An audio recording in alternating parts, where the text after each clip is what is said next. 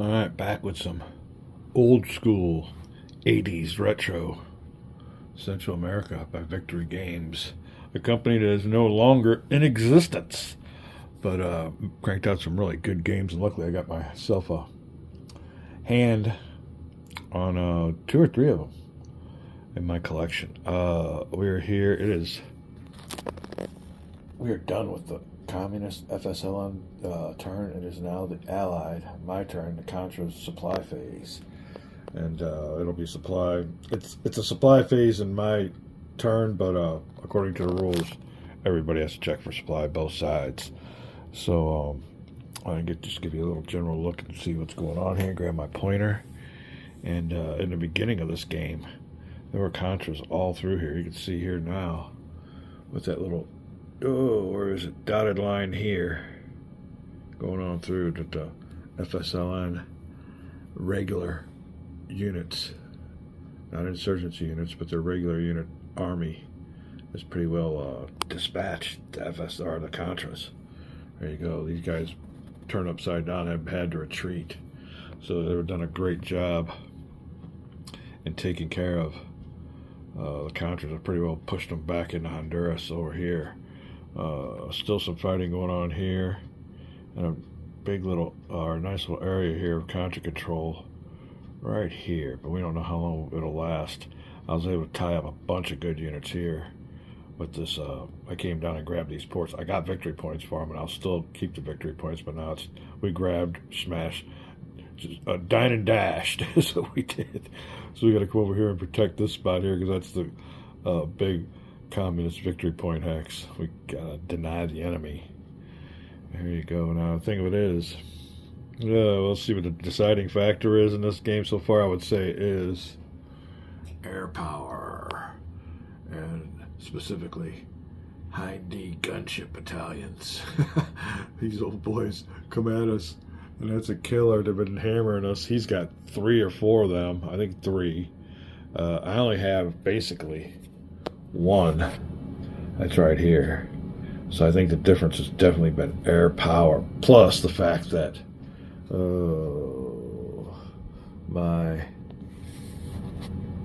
CIA electronic warfare. He gives a bonus to anybody that's within 3 hex range with his electronic warfare. He's also an engineer unit, but he was eliminated. And, not early in the game, but I'd say around turn 3 or 4. And that made a big difference too. That's a lot of column shifts for me. If I team him up with the CIA unit and maybe a special forces or so, that's something to be dealt with. But like I said, he's got 3 or 4 battalions, or he's got 3 battalions, I'm pretty sure, of high-D gunships. Now he's also got air superiority. He's got a lot more fighter aircraft, ground attack aircraft than me. I had a good complement, but mine got hammered in interceptions or maybe anti-aircraft fire, so they've been weakened. So that, I think, is the main difference. It's still a good game. He still is not yet to eliminate any units or get any off the board besides the CIA unit. But that don't really, I guess it does. They all count when it comes to the game turn 12 at the end of the game. The number of allied units that are on the board. So I guess he's eliminated 1. When we come back, I'm going to go ahead and check for supply and be on with it. It'll be the brown and white striped, or regular brown units turn to move. You can see they're getting kind of few and far between. Definitely a nice little area here. All right, we'll be back. All right, we have some breaking news. According to rules, but it won't have no effect on game integrity because there's a certain criteria. But this unit here, my famous CIA unit, can be rebuilt. It can be rebuilt using United States reorganization points. That's the difference between U.S. reorganization points, when I still have 3 of, and Allied reorganization points. Now, I have to find out how many points it takes to rebuild him, because I only have 3. I'm pretty sure I have enough. But Allied has used rebuild Contra units, which I can't do no more because I have 0. But I still have 3 U.S. reorganization points. And I was looking at that. I was like, why would that be in there?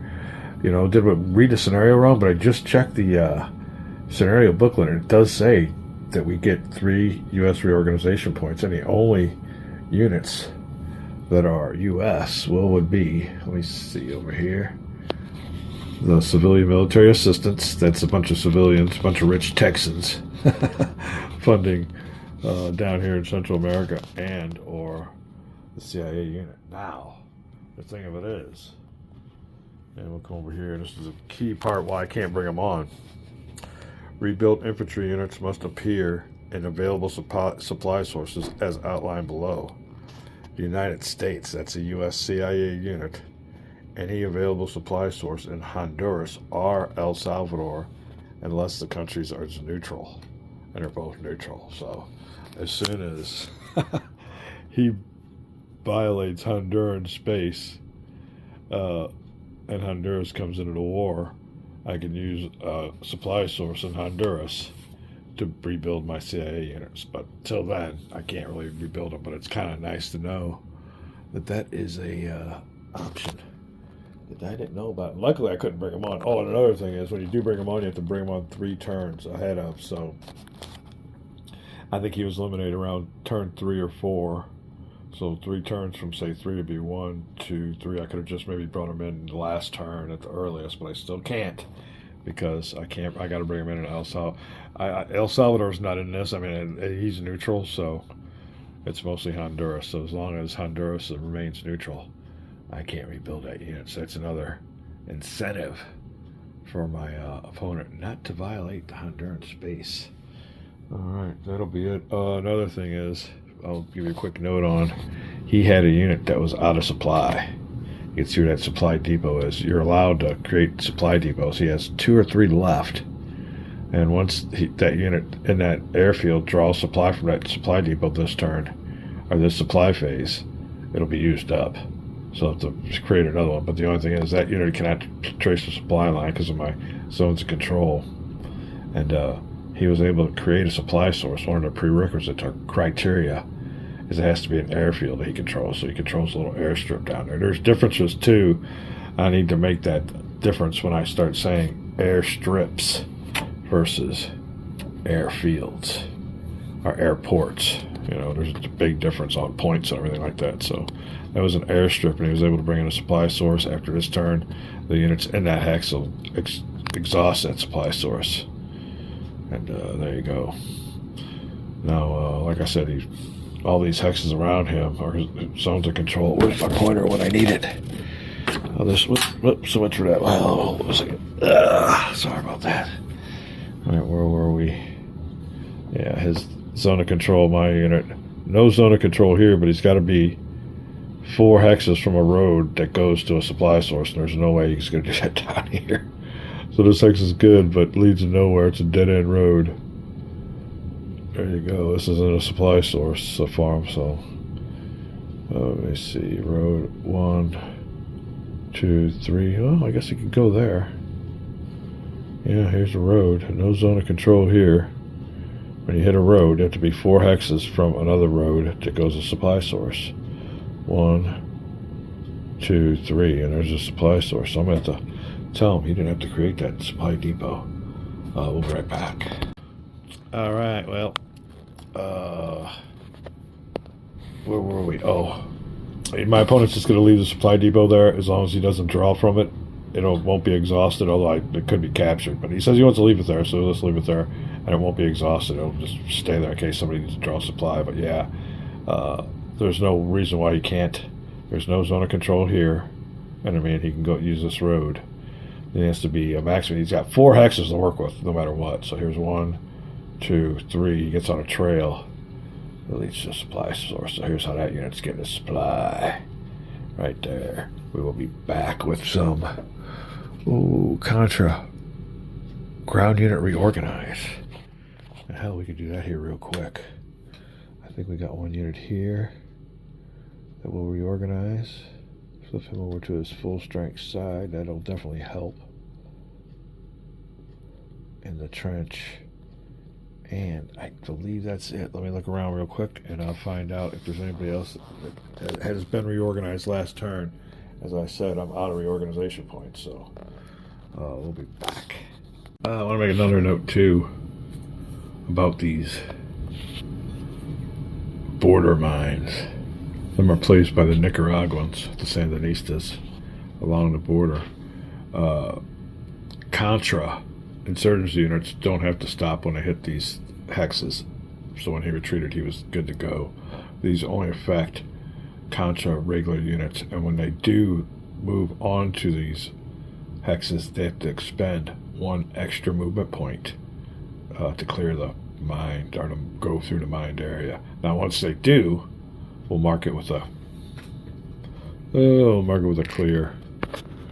cleared counter, but we haven't run into that yet. But I'm just making a note for future reference. We'll be back. No guerrilla attacks, I believe, and we're looking at the regular ground unit movement that I will be making. This might take a while, but it'll be real quick. Magic of video. We'll be right back. All right, before we continue on, a little game note. Again, pointed out by my opponent. The on this combat here, when these units had to retreat, I had the result as 2 hits and mandatory 2 hex retreat. It was only 1 hit and a mandatory 2 hit hex retreat. So therefore, that unit that I eliminated on accident will just still been on the board, and I'm going to have me a disbandment die roll for him, so I will get one of my insurgency units back. He was not eliminated, and let me see, this boy here was retreated, and I'm just going to have me a die roll on the V-log, and if he passes, he will be disbanded. So he didn't take 2 hits. He was only have to take 1 hit, so he would have been reduced, which is what I got going on here. And I'm going to try to disband him real quick. Be right back. All right. Well, the die roll is a 1, but in a mountain jungle, or rather in a jungle or mountain jungle, a 1 result is not disbanding, but I get a +1 die roll modifier for that being my home country. So that means he is disbanded. So we will again put him into the insurgency availability pool, and more importantly, I get me an insurgency command point back. So the only difference between the way I did it earlier, the mistake, and the way it's done now is that I get an insurgency command point back. This is currently my regular unit, ground unit movement phase, and I have moved 1 unit across the border here. I got some other units there I'm going to move. We'll be back. I don't have that many regular units. My army is mostly an insurgent army, to whereas the FSLN is mostly a regular unit army with just a couple of insurgency units. As a matter of fact, I don't know if I updated you on this, but he successfully disbanded a couple units. So that was kind of interesting. But I think they were step loss, so he's doing the same game mechanic I am. Instead of letting them be eliminated, go ahead and disband them, put them in the pool. Then the following turn, you can bring them back full strength. We'll be back.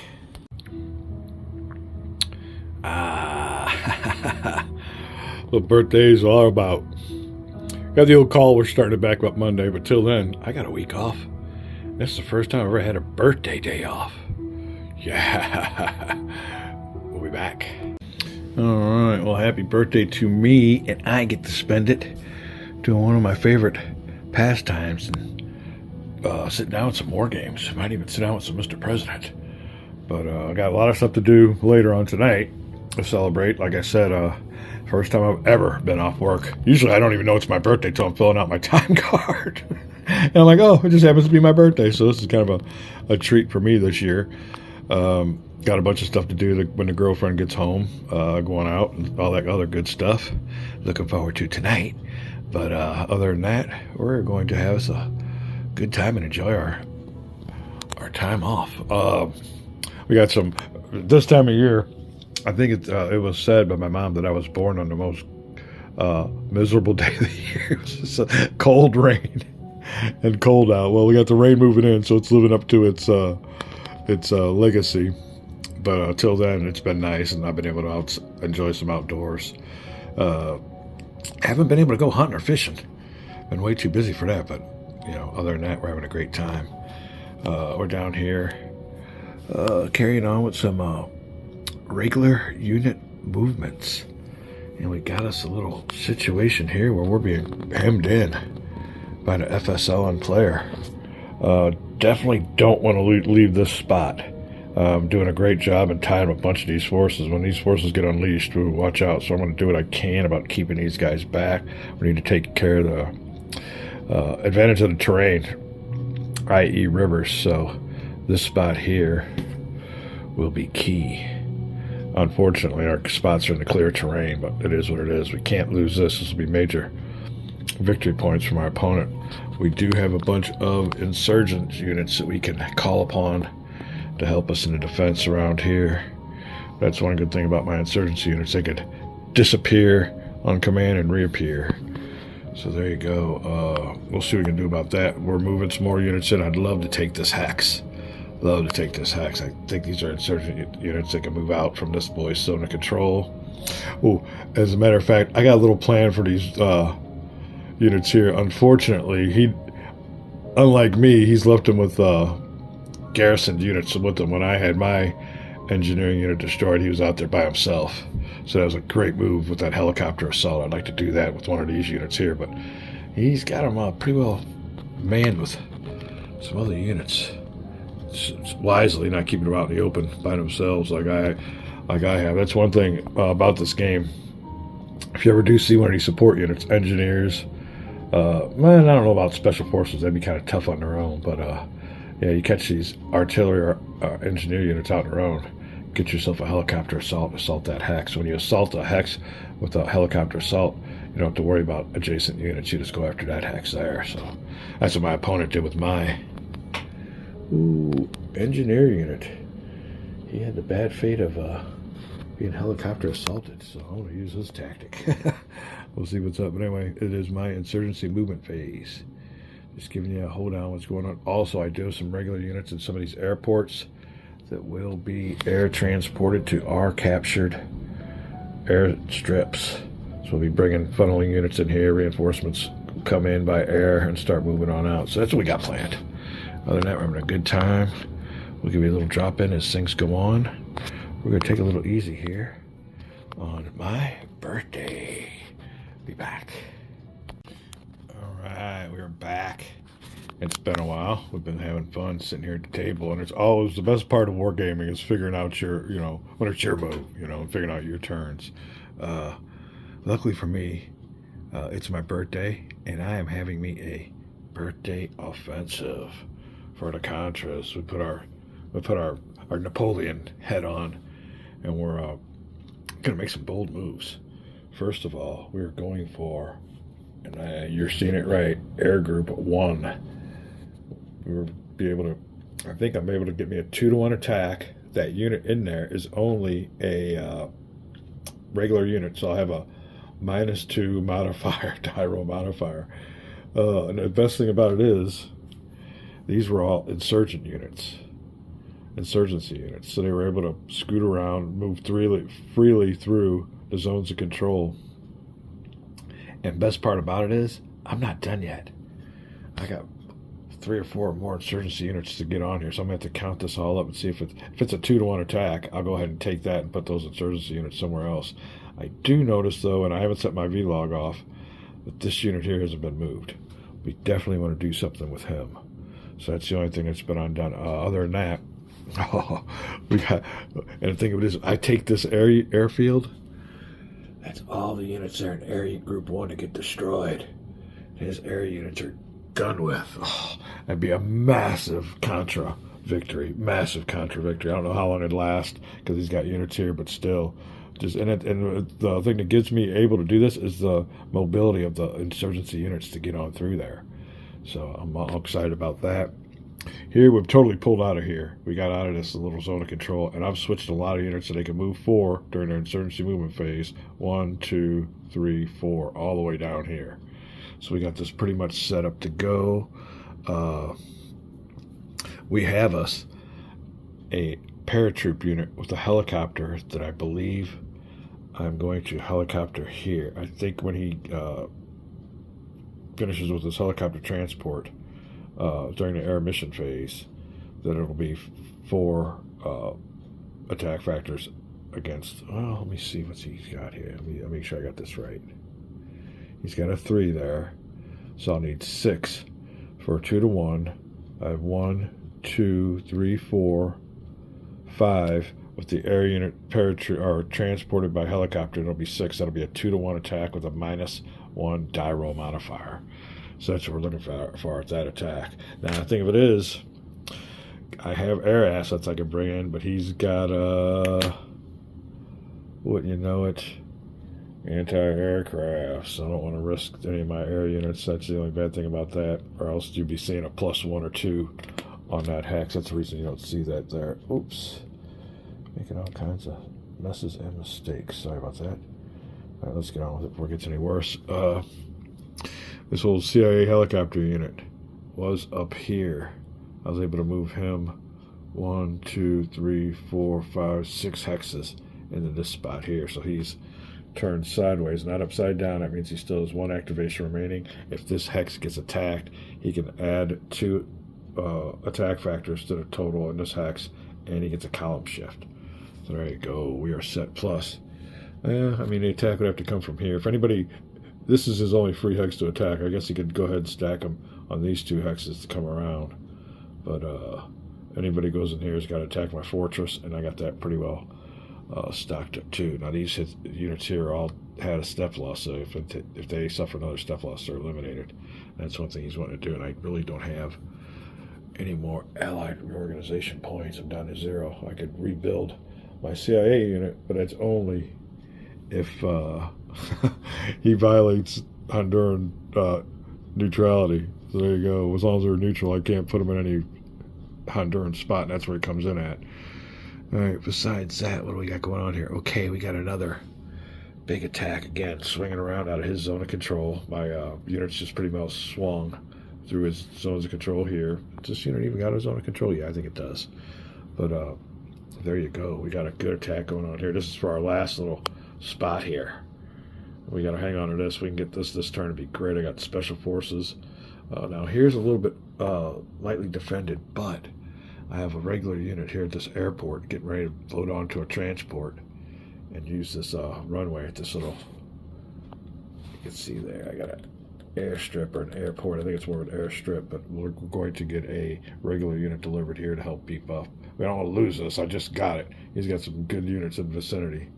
They can come around and mess with me, so I got to do that. We got these spots here pretty well garrisoned, but we're counting on him not changing the game and violating Honduran's neutrality. If he does, it's a game changer, and I'll take that any day. So I'd gladly give up 1 or 2 of these spots to gain all these units. So there you go.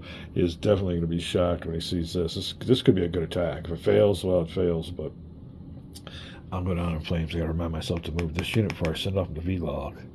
But that is it. We have some great attacks going on here.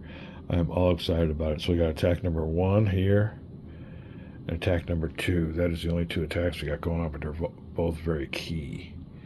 There you go. We continue on with this. We were here at the insurgency movement phase, and I still have insurgency units in place, so it gets even better for me. As good as an offensive he had, I got to punch back with something even better. We're back. All right, little change in plan before I send off my vlog. We got a little bit of a redundancy in special forces. I got a special forces unit here already participating in this attack. This unit here was in the airport. I'm moving him out of the airport. This unit here was based at the airport. We're going to keep him there, but there's a helicopter there. So we're going to helicopter transport this special forces unit down here and land him in our entrenchment area.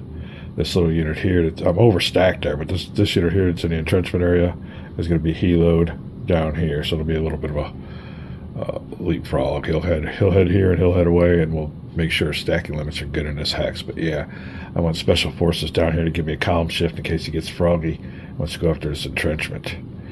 I really should put him right here. Well, let me look and see what's going on, but there's a difference that we're making in our attack plan. I didn't want 2 special forces units on this attack. I give the column shift for him, that's it. You don't get 2 column shifts for each one, so yeah, we don't want no redundancy, like I said. I moved this unit here out of the airport.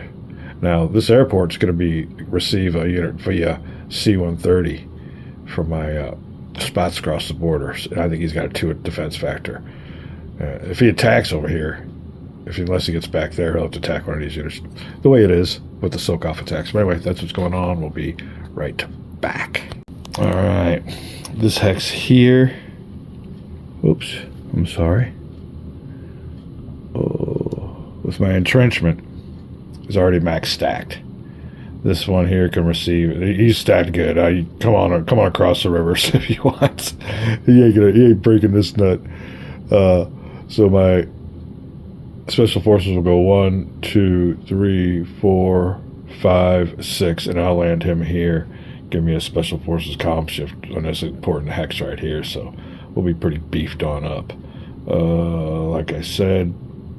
Oh, this spot here also has my CIA helicopter at the very bottom. That gives me another. So I'll get 2 column shifts as it is in my favor if he attacks. That's the way it goes. Having a great time figuring out all the moves and different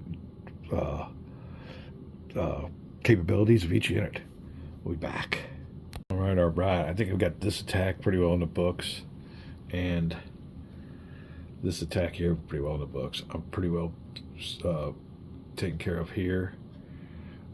Back here, I'm kind of weak, but it's kind of an invitation for him to go across the border and get me. One telling sign was that he didn't pursue. He still wouldn't have been over the border if he would have pursued against this. So if he was planning to go over the border, I think he would have moved this unit when it came time to move on up a little bit further. When it came time for his movement, and he would have got the attack, getting ready to go. I would have been mustering the forces if he was coming over the border. He had a chance to. He didn't. He stopped there. So like I said before, that was kind of telling. We're going to keep this kind of weak. What I'm going to do, therefore, with this plethora, this cornucopia of, it ain't that much, there's 4 of them. We're going to start working back here. We'll use these units to bring them on, and see how many of these units we can get, and we'll form them around this area here, looking for our next targets. Having a great time. Don't change that channel. Good times here. What's up? Good old hex encounters on my birthday. And like I said, I'm gonna be able to cut it pretty short because it's gonna be time to go out and celebrate. We'll be back. All right, when we place these units, we'll be placing them 2 hexes away. So the first target hex will be right here on our side of the border. Let's go ahead and make him a little bit more nervous. Put him on his side of the border. And this unit here will be rolling. I'm rolling a 1 die on the vassal log. And we're looking for a low number, or a high number. Yeah, that's right. High number with a +1 modifier. So we'll be right back, and I'll let you know what the vassal logged die roll was. All right, +1 is a 6. So we'll take our first insurgency unit from our pile and place him 2 hexes away right here. Now I want to see if there's any more units that can attempt to place. There's none. So he'll be the only one that can attempt to place. Only 1 unit per attempt. So unfortunately, I only have 1 unit there. He has no ZOC. Oh, we got 2 units here. All right, 2 units. So 1, 2. We'll attempt the next one. I'll show you what the... Oh, before I do that, I get an insurgency command point back. All right, be back with the next die roll on our next attempt. All right, 5s are wild. Another insurgency command point. Oh, I'm sorry. I'm spending insurgency command points. Oh, I'm such a cheater. All right, -1 for our last one, -1 for this one right here. We will take this unit and place him 2 hexes away. That'll be right here. Put him like this. Now this unit below him will attempt. back with the die roll, anything but a low number. I'll be right back. We got a 2 that time, plus 1 is a 3. We will be doing this in a, it's a jungle. So it'll be a 3 in a jungle is yes, with no additional cost. So he will be placed right here with his compatriot. So this unit created this one. These 2 units created these 2. That'll be it for that one. I got 1 more unit left. Let me find out where I want to put them. Well, you know what? Why don't we... let me look at this real quick. I'll be right back. We'll give some help to this ARDE unit, and we'll roll for... he'll try to organize insurgents in his hex. We'll be right back. He is in a forest that time. And I rolled a 3, which would be a 4, which is yes. So we will spend an insurgency command point, and this unit will be, oh, here you go, placed with it. FDN unit with an ARD unit. That'll be it for my insurgency placement. FSLN aerial counterinsurgency. Unfortunately, he has used up all of his fighters. You see him down there in the used box. That 1 number followed by the letter A or B is his counterinsurgency multiplier. So he has nobody to deliver any points with. All you have to do is deliver, I think, 2 or 3 bombardment points to the hex that they organized in, and it's an automatic disbandment. They head for the hills after a burst of gunfire. So that'll be it on that one. First insurgency disbandment phase. I don't believe I'll be disbanding anybody. So we will go over here to the... let me make sure on that. Yeah, I'm pretty sure that's the way it wanted to go. The all-important air mission phase. I do have fighters available for close air support. Unfortunately, both of my attacks are protected by anti-aircraft, enemy anti-aircraft, so I won't be doing that. I might be trying to deliver some bombardment points to maybe some of these targets. We'll see what's going on. There's also a Messiah early warning detection mission. We took that out last time, and he has he leaves no interceptors for interception. He takes care of all of them on offense, which is, it's a strategy. Also, in this phase, I can't forget to transport my special forces to this hex and a regular unit from my air group here to the spot where my special forces are going. So that's what we got going on. We'll call this a video. When we come back, it'll be a very important air mission and ground combat phase. Don't miss this one. We'll be back.